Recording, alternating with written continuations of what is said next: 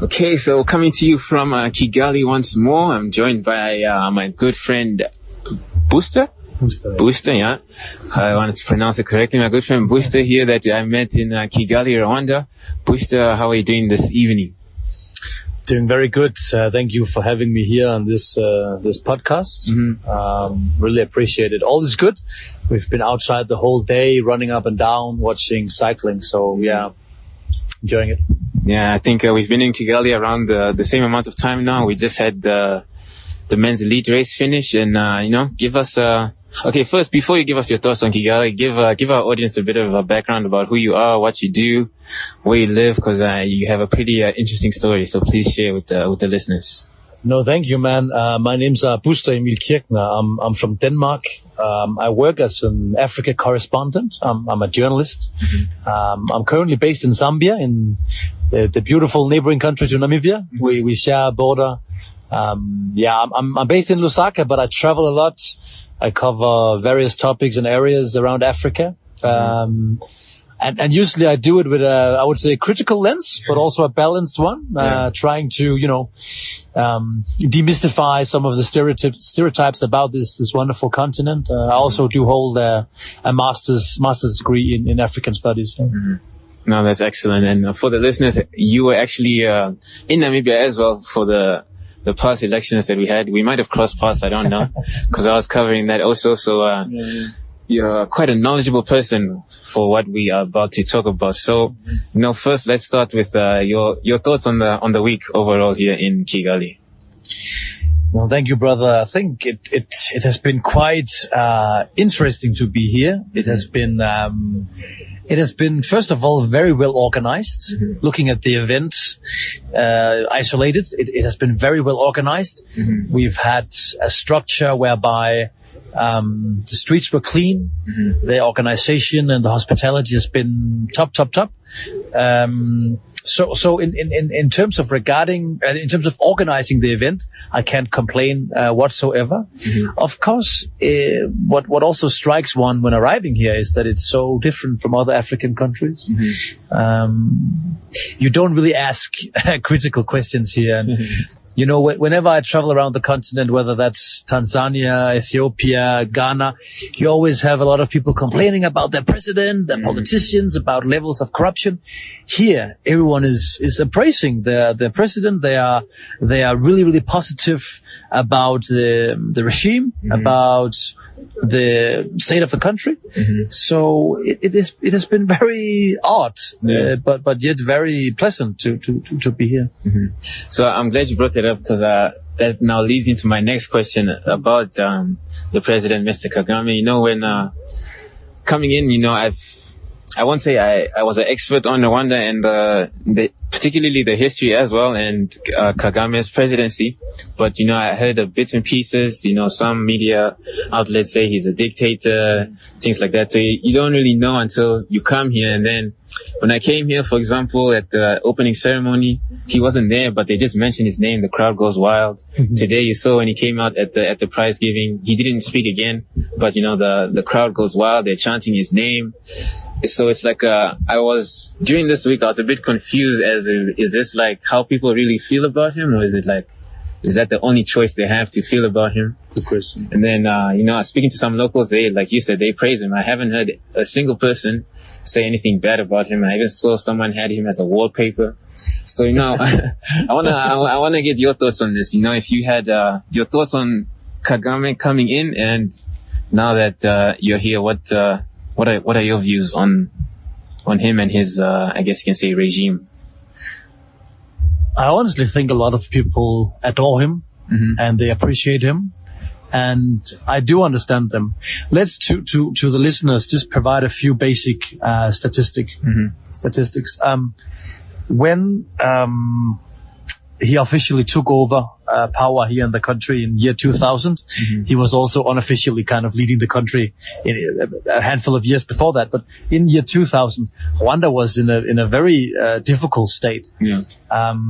Looking at human development indexes, looking at socioeconomic aspects, they were actually suffering here. Mm-hmm. That guy has transformed the country. Mm-hmm. That guy has now, the life expectancy has increased with 20 years. Poverty has been cut in half. It's been reduced significantly. I heard someone telling me that in 1995, and we need to check up on this, but only 5% of the population had access to electricity. Oh, wow. Today, that's 80-something percent, 84%. So, I mean, he has done a massive turnover in this country, and they appraise him for that.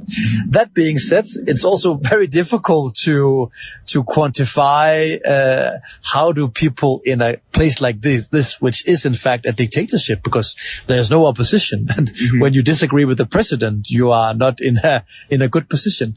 It's very difficult to kind of understand what do people really mean, because in fact they have no choice.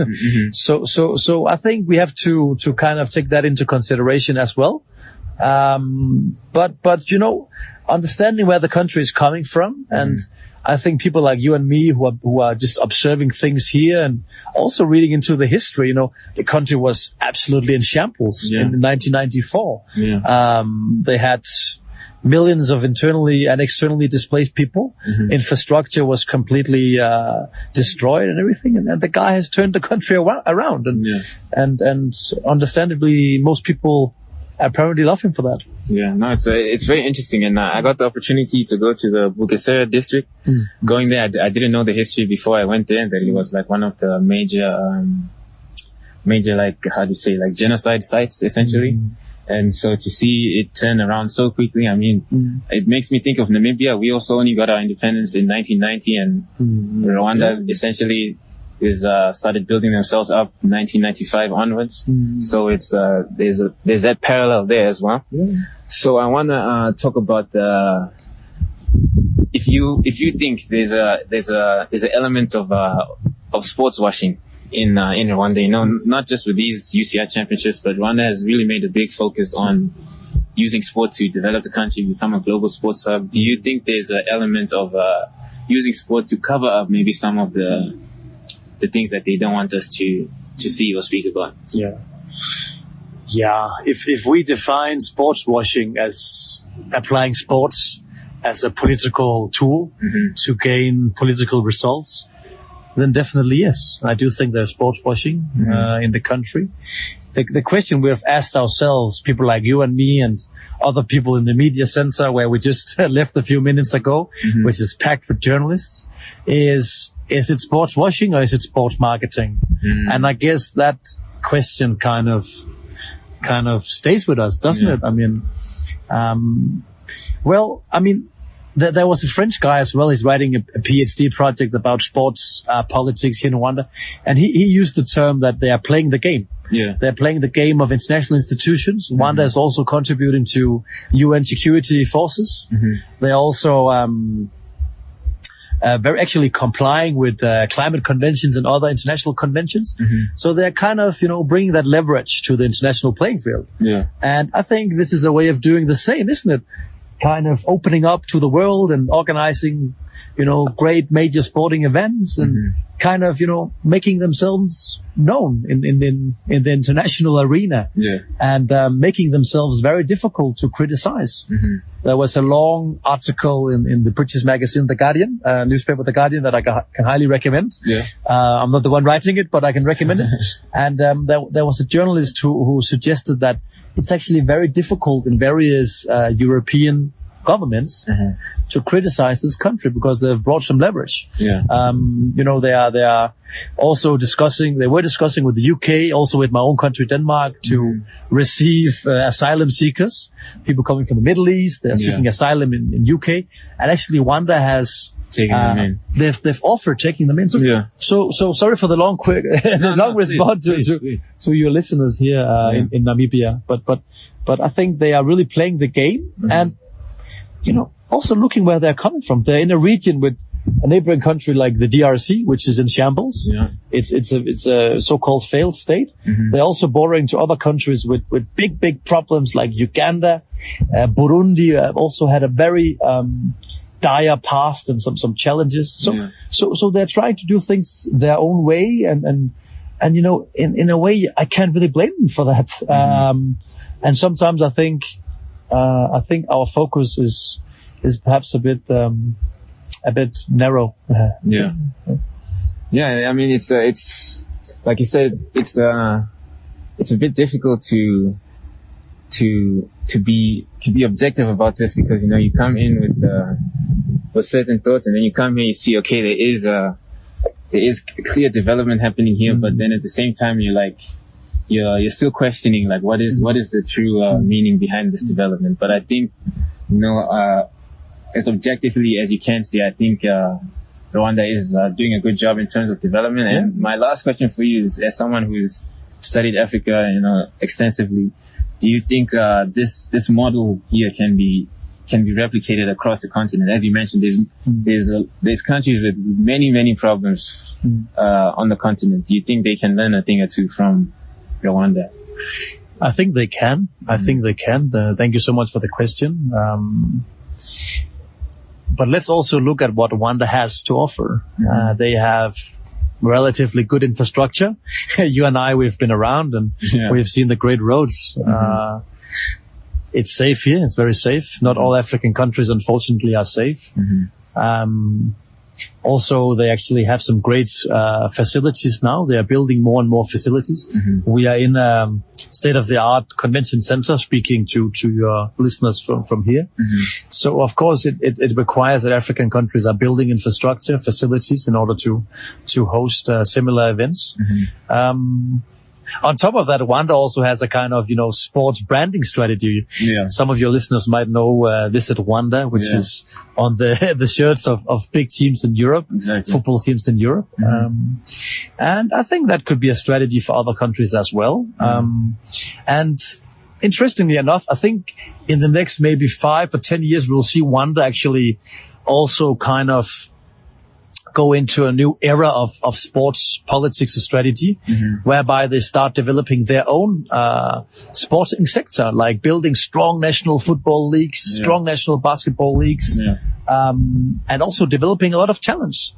You and me, we were invited for an event here, whereby we were presented to a so-called satellite center, where young, promising bike riders are now being developed here in Rwanda. So I think, this is only the beginning for Rwanda's sports strategy, and it might take different turns, and let's embrace it and remain critical, and also remember that not everything is perfect in the country. And also let me say this, like, coming from Europe, and some of your listeners might be like, why is this white guy from Europe speaking about Africa?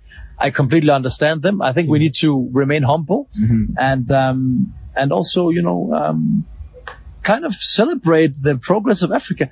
This is the first time an African country has ever hosted a world championship of cycling. It's incredible. For me, that's the main narrative. And I kind of feel bad about some of my colleagues from other European countries coming here, and then all they focus about is, the negative things and lack of democracy, which is probably true, but for me, it's just not the overarching story. Exactly.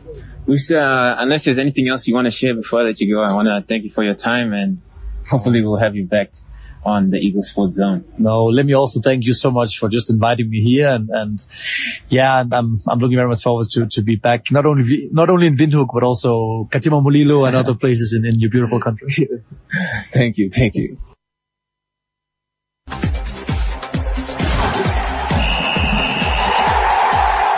You are now tuned in to the Eagle Sports Zone.